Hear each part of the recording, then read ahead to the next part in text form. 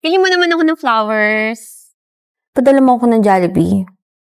Yung pera ko pang-upgrade ng phone na. May bago kasing labas ng phone ngayon eh. Nasaan na yung sing-sing ko? Dapat this week meron na. Kung hindi, maghiwalay na lang tayo.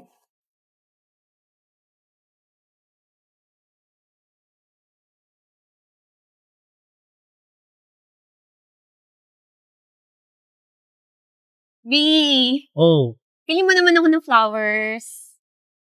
B, sakto na lang yung budget eh. Budget pangkain.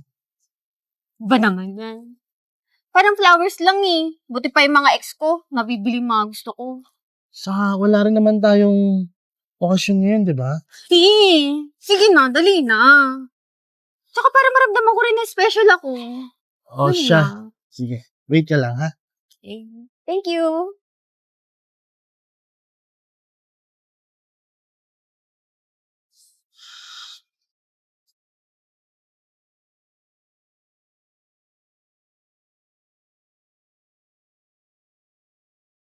Tagal-tagal mo. Parang flowers lang, tagal-tagal mong bili.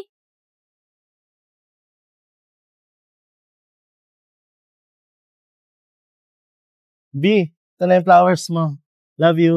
Ay, ang sweet-sweet mo naman. Thank you. Paano yan? Wala ka ng pera. Di bali, pwede ka naman mangutang eh. Gusto bayaran mo ah. Okay lang, basta para sa'yo. Thank you. Tara.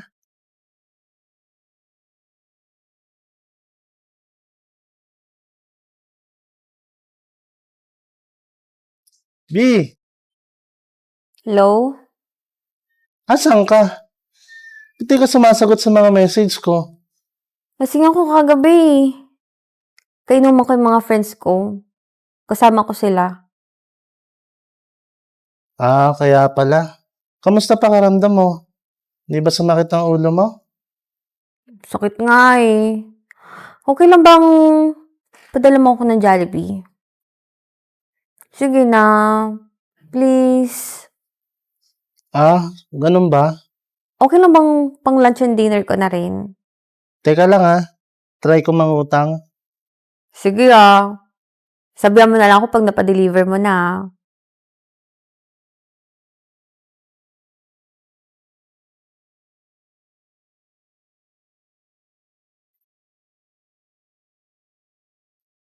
Oh, B, napatawag ka ulit. Ayun nga, may nakalimutan ako. Kailangan ko kasi ng pera eh. Yung pilik mata ko kasi. Alam mo na, malapit nang matanggal. Padala mo na ako ha. Ang pangit naman din kasi kung magde-date tayo tapos di maganda yung pilik mata ko. Tsaka nga pala, yung pera ko pang-upgrade ng phone na. May bago kasing labas ng phone ngayon eh. Yung iPhone 13. Eh, di ba kakabili ko lang sa'yo ng iPhone 12 mo? Luma na to eh. 6 months ago na to sa akin. Tapos, nalaglag na rin to one time. Sige na, baby. Please. O siya, sige, B.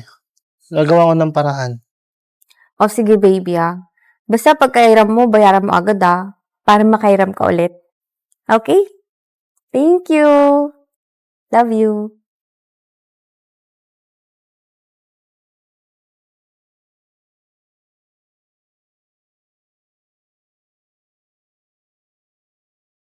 Kapatid, ba may pera ka pa dyan? Pera? Jopen! Halika, may sinasabi oh. May sinasabi na naman oh. Oh, Kailangan daw ng pera. pera. Kunin mo. Gamit ang bibig mo. Charot lang. Wala ka na naman pera. Sabi ko sa'yo, ako na lang. Ako na lang uli. Hindi nga. Bakit? Para saan? Ayan ka na naman. Ako, Diyos ko, para sa jowa na naman niya yan. Eh, kasi gusto niya ng bagong phone eh. Napaka-arte naman yan. Bagong phone. Huwag na magpapakita sa akin, sasabunutan ko yung babae na yan. Ubuksi. Kaso, teka lang. Worth it ba para umutang ka? Para lang sa luho niya? Wala bro, mahal ko eh. Mahal ka ba? Siguro, nag-I love you naman siya eh. Mahal ka? o kailangan ka. Isipin mo na lang paano kung wala ka nang maibigay. Sa tingin mo ba mag-i-stay siya sa'yo? Basta hanggat kaya ko, ibibigay ko. Alam mo ganito, huwag mo hayaang dumating yung panahon sa'yo na wala ka nang maibigay kasi ubus ka na. At lalong wag mong intayin yung araw na makagawa ka pa ng masama para lang mabigay yung mga gusto niya. Oo nga, tatanga-tanga ka. Sarap mo kayo sakalin sa leeg. Magpapogi ka na lang. Tingnan mo, oh. Konti na lang, wala ka ng leeg. Doon ka na lang kay Jopen. Sige na, kiss mo na. Di kita papautangin pag di mo kinis yan. What? Bagay ah. May chemistry kayo ha. Sayang. Ba yan? Ba't mo natin na? Fairness, bagay kayo. O ikaw, umayos ka. Yung pera, mag-isip-isip ka ng maayos. B, malapit na pala tayo mag-anniversary, no? Oo nga eh. Masaya ako kasi umabot tayo sa ganito. Nasaan na yung sing-sing ko? B, wala pa naman tayong 1 year eh. Yan mo ngayon pa lang mag-iipon na ako para sa sunod na bigay ko sa'yo. Ngayon na!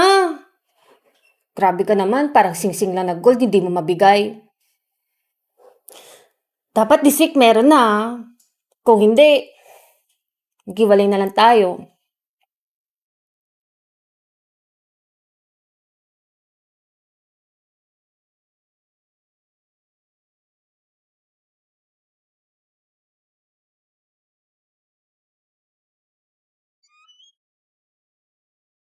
Hello?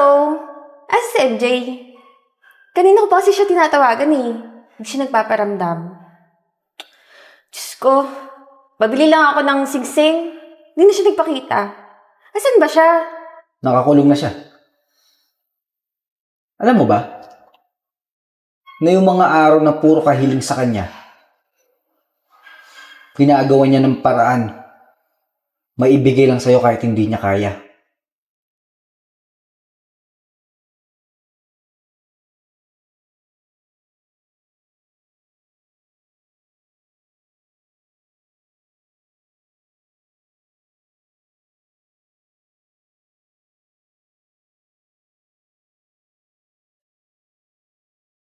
Anong ginagawa mo? Ninanakawan mo kung hayop ka? Diyan ka lang, ha? Diyan ka lang! Boss, sensya na boss oh. Kailangan ko lang po. Wala akong pakialam. Pagdusahan mo yung ginawa mo. Diyan ka lang, ha? Huwag na huwag kang aalis. Hello! May magnanakaw dito sa loob ng bahay ko. Pumunta kayo! Ngayon na! Dumating na sa punto na ninakawan niya yung amo niya hanggang sa nahuli siya.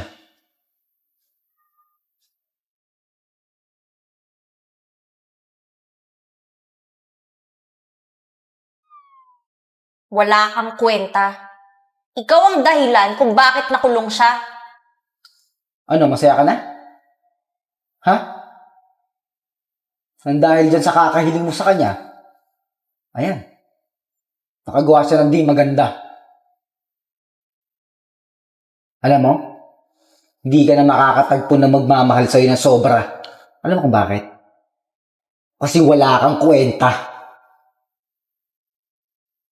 Mukha kang pera. Alis ka na. Alis!